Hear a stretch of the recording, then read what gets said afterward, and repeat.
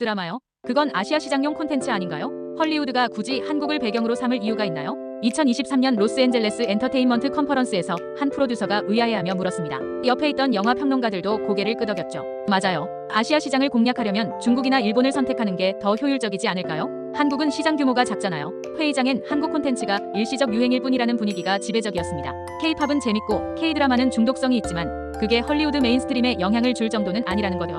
근데 그때 한 여성이 조용히 손을 들었습니다. 버라이어티지 선임 칼럼니스트 에밀리 카터였습니다. 여러분, 저는 지난 석 달간 서울에서 취재했습니다. 애플 TV 플러스의 새 드라마 버터플라이가 왜 서울을 무대로 삼았는지 직접 봤죠. 그건 트렌드를 따른 게 아니었습니다.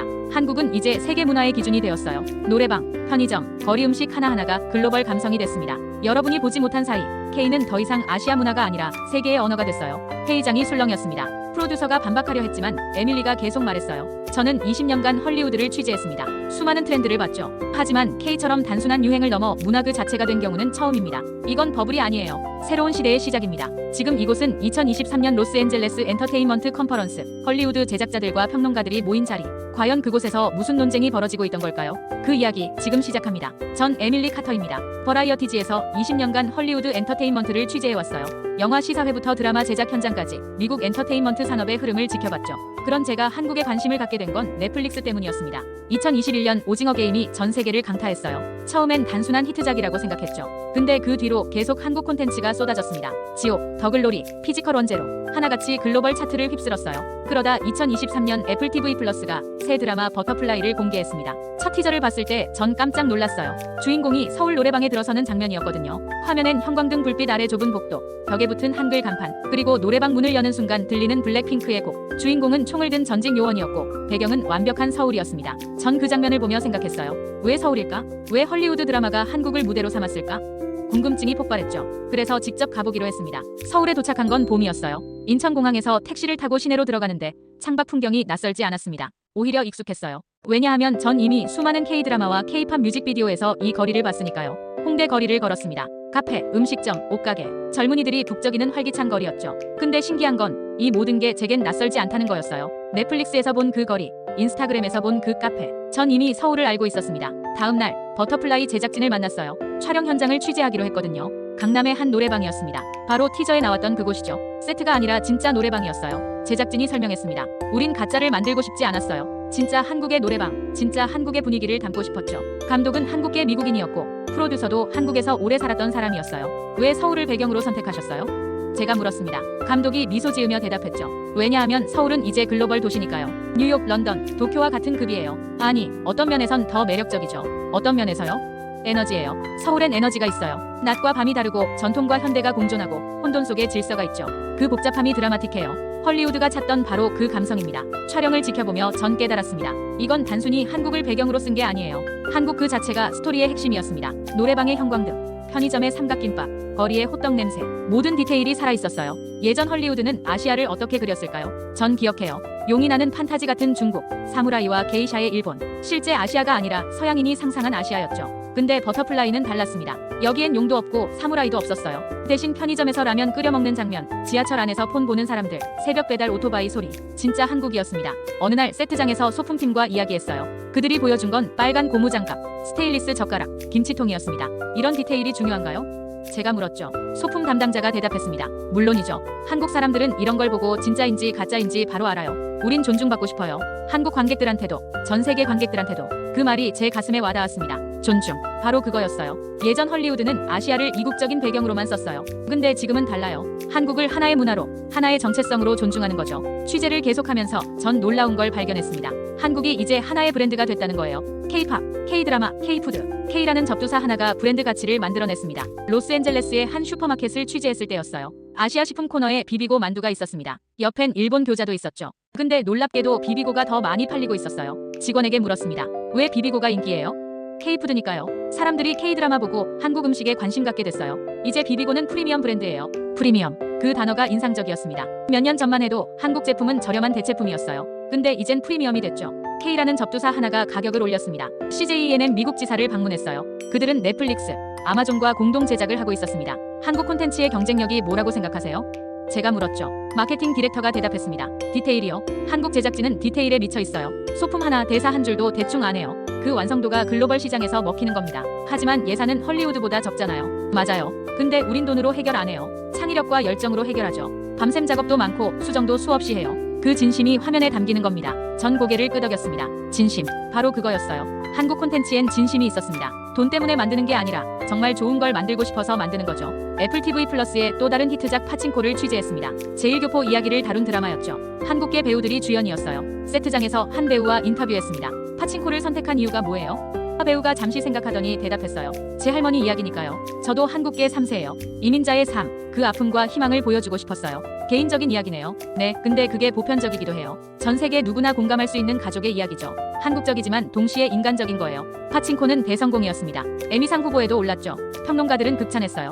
한국의 이야기가 세계의 이야기가 됐다고. 전 그 말에 동의했습니다. 한국 콘텐츠의 힘은 특수성과 보편성의 조화였어요. 한국만의 독특한 문화를 보여주면서도 동시에 전 세계 누구나 공감할 수 있는 인간의 감정을 담았죠. 그게 K의 비밀이었습니다. 취재 중 흥미로운 일이 있었어요. 일본 온라인 커뮤니티의 반응을 본 거예요. 제 칼럼 초안이 소셜미디어에 퍼졌거든요. 댓글들이 흥미로웠습니다. 날조 기사다, 망상이다, 한국이 과장됐다, 비판적인 댓글이 많았어요. 근데 그 사이에 한 댓글이 눈에 띄었습니다. 문화적으로 앞질러져서 동경이 질투로 바뀌었다. 전 그 문장을 보며 미소 지었습니다. 정확한 분석이었어요. 일본은 오랫동안 아시아 팝컬처의 중심이었죠. 애니메이션, 만화, J-팝, 세계가 일본 문화를 동경했어요. 근데 이제 한국이 그 자리를 차지했습니다. 빠르게, 강력하게.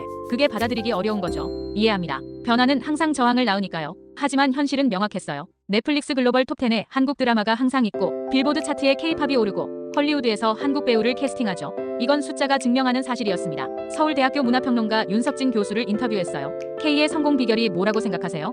그 교수님이 잠시 생각하시더니 대답하셨습니다. 디지털 시대의 감성이죠. 한국은 빠르게 변화하는 사회예요. 트렌드도 빠르고 기술 적응도 빠르고 그 속도감이 디지털 세대와 맞아떨어진 거예요. 하지만 속도만으론 설명이 안 되는 것 같은데요. 맞아요. 속도에 더해 진정성이 있어요. 한국 콘텐츠는 빠르지만 대충 안 만들어요. 오히려 더 꼼꼼하죠. 빠른 속도로 높은 퀄리티를 만드는 게 한국의 강점입니다. 신선함이 사라지면 어떻게 될까요? 신선함 이후에도 남을 콘텐츠는 결국 사람을 감동시키는 이야기예요. 한국은 그걸 알아요. 트렌드를 쫓는 게 아니라 이야기를 만드는 거죠. 교수님 말씀이 정확했습니다. K는 일회성 유행이 아니었어요. 탄탄한 스토리텔링과 높은 제작 퀄리티가 뒷받침됐죠. 그게 지속 가능한 이유였습니다. 명동 거리를 걸으며 관찰했어요. 외국인 관광객들이 엄청 많았습니다. 영어, 중국어, 스페인어, 프랑스어, 온갖 언어가 들렸죠. 그들은 무엇을 하고 있었을까요? 떡볶이를 먹고 한복을 입고 K-팝 굿즈를 사고 있었어요. 한국 드라마에서 본 그 장면들을 직접 체험하는 거죠. 한국은 이제 필수 여행지가 됐습니다. 한 미국인 관광객과 이야기했어요. 왜 한국에 왔어요? 더글로리 봤거든요. 그 드라마 보고 한국에 꼭 와보고 싶었어요. 진짜 한국은 어떤지 보고 싶었죠. 기대와 같던가요? 더 좋아요. 드라마에서 본 것보다 더 다채롭고 재밌어요. 음식도 맛있고 사람들도 친절하고 다음엔 친구들 데리고 올 거예요. K-드라마가 관광 산업까지 살린 거예요. 콘텐츠가 단순한 엔터테인먼트를 넘어 경제적 가치를 만들어냈습니다. 이게 바로 소프트 파워였죠. CJ 본사를 방문했을 때 임원 한 분이 말씀하셨어요. 한국적인 것이 돈이 되는 시대가 왔어요. 예전엔 서양 것을 따라 해야 팔렸는데 이젠 한국 것이 그대로 팔려요. 그럼 앞으로의 전략은요? 더 한국적으로 가는 거죠. 우리만의 색깔을 더 진하게. 세계가 원하는 게 그거니까요. 전 그 말을 듣고 감탄했습니다. 정체성이 경쟁력이 된 시대. 한국은 그걸 증명하고 있었어요. 이태원의 한 루프탑 바에서 석양을 봤습니다. 서울 스카이라인이 한눈에 들어왔죠. 남산타워, 롯데타워, 한강. 아름다운 도시였어요. 옆 테이블에 젊은 외국인들이 앉아 있었어요. 그들은 K-팝 이야기를 하고 있었습니다. 누가 더 잘생겼는지, 어느 곡이 더 좋은지 열띤 토론이었죠. 전 그 모습을 보며 생각했습니다. 불과 10년 전만 해도 상상할 수 없던 풍경이에요. 전 세계 젊은이들이 한국 가수에 열광하고 한국 드라마를 보고 한국 음식을 먹죠. K는 이제 생활의 일부가 됐습니다. 귀국 전날 경복궁을 방문했어요. 한복 입은 관광객들이 사진을 찍고 있었습니다. 대부분 외국인이었죠. 그들에게 한국은 과거와 현재가 공존하는 신비로운 나라였어요. 근데 전 알아요. 한국의 진짜 매력은 신비로움이 아니라는 걸. 진정성이에요. 자기만의 색깔을 지키면서도 세계와 소통하는 능력. 전통을 존중하면서도 혁신을 두려워하지 않는 용기. 그게 K의 힘이었습니다. 로스앤젤레스로 돌아와서 칼럼을 쓰기 시작했어요. 제목은 K는 더 이상 문화가 아니라 세계의 기준이다였습니다. 도발적인 제목이었죠. 근데 전 확신했어요. 이게 진실이라고. 칼럼에서 전 이렇게 썼습니다. 나는 한국의 트렌드를 취재하러 갔다. 근데 돌아올 땐 K가 왜 세계의 중심이 됐는지 배웠다. 그건 운이 아니었다. 디테일, 진정성, 그리고 끊임없는 노력의 결과였다. 반응은 폭발적이었어요. 어떤 사람들은 동의했고 어떤 사람들은 과장이라고 비판했죠. 근데 전 제 주장을 굽히지 않았습니다. 왜냐하면 전 직접 봤으니까요. 헐리우드 제작자들이 연락해왔어요. 한국 제작진과 협업하고 싶은데 소개해줄 수 있나요? 에이전시들도 물었죠. 한국 배우 캐스팅하고 싶은데 추천 부탁해요. K는 이제 선택이 아니라 필수가 됐습니다. 글로벌 콘텐츠를 만들려면 한국을 무시할 수 없어요. 시장도, 인재도, 트렌드도 한국에 있으니까요. 엔터테인먼트 컨퍼런스에서 제 발표가 있었습니다. 바로 그 회의장이었죠. 한국을 과소평가하던 그곳. 전 무대에 올라가 말했습니다. 여러분, K는 유행이 아닙니다. K는 새로운 기준이에요. 헐리우드가 서울을 선택한 건 우연이 아니에요. 서울이 이제 글로벌 문화의 중심지 중 하나니까요. 화면에 버터플라이 장면을 띄웠습니다. 서울 노래방, 편의점, 거리 음식. 이게 보이시나요? 이건 더 이상 이국적인 배경이 아니에요. 이건 글로벌 감성입니다. 전 세계 관객이 공감하는 일상이죠. 파친코 장면도 보여줬어요. 한국의 이야기는 결국 인간의 이야기예요. 특수하지만 보편적이고 로컬하지만 글로벌해요. 그게 K의 힘입니다. 마지막으로 숫자를 보여줬습니다. 넷플릭스 한국 콘텐츠 시청 시간, K-팝 음반 판매량, 한국 관광객 수, 모든 지표가 상승 곡선이었죠. 여러분, 이건 버블이 아닙니다. 이건 새로운 현실이에요. K를 무시하는 건 시장을 무시하는 겁니다. 이제 선택하세요.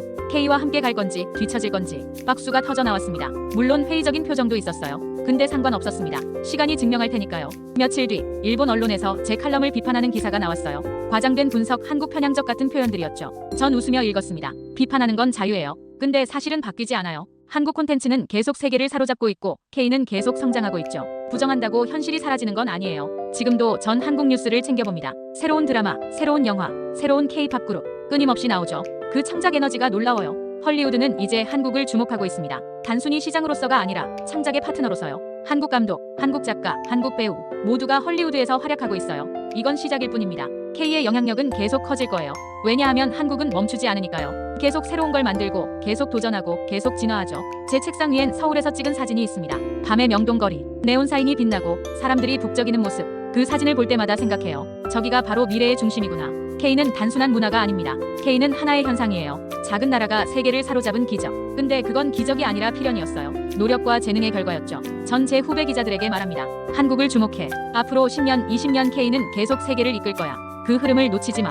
K를 통해 전 하나의 미래를 봤습니다. 정체성이 힘이 되는 시대, 로컬이 글로벌이 되는 시대, 작은 나라도 세계를 바꿀 수 있는 시대. 한국은 그 가능성을 보여줬어요. 그리고 전 그 여정을 계속 지켜볼 겁니다. 왜냐하면 이건 단순히 한국의 이야기가 아니라 우리 모두의 미래이니까요.